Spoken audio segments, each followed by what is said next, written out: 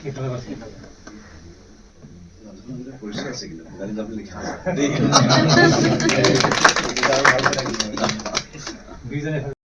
পৰা দুআষাৰ শুনিবলৈ বা আমাক ফেলিচিটেট কৰাৰ কাৰণে ধন্যবাদ জনাইছোঁ।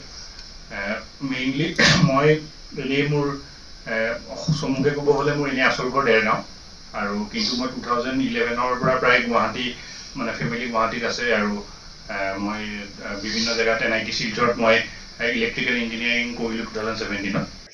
মোৰ focus north east civil service একাডেমীৰ মই ওৱান অফ দি পাৰ্টনাৰ বুলি কয় আজিকালি এই নকয়, অ'নাৰ বুলি নকয়, ইজ এ পাৰ্টনাৰ।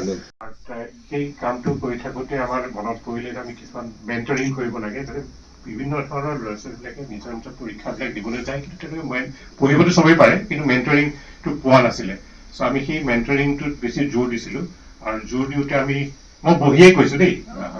অভিনয় কৰাৰ হেঁপাহ আপুনিও পঢ়ি ৰাখিছে নেকি? আপোনাৰ অভিনয় কৰাৰ অভিজ্ঞতা নাই, কোনো কথা নাই।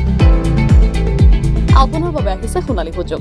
29 ছেপ্টেম্বৰত দিনৰ 9 বজাৰ পৰা নিশা 8 বজালৈ বলিউড তথা হলিউডৰ চিনেমাৰ বাবে অডিশ্যন হ'বলৈ গৈ আছে গুৱাহাটীৰ কাহিলীপাৰাস্থিত জ্যোতি চিত্ৰবনত।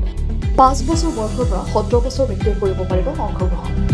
পঞ্জীয়ন হ'ব বিনামূলীয়া, নিৰ্দিষ্ট ৱেবছাইটত কৰিব পাৰিব আবেদন।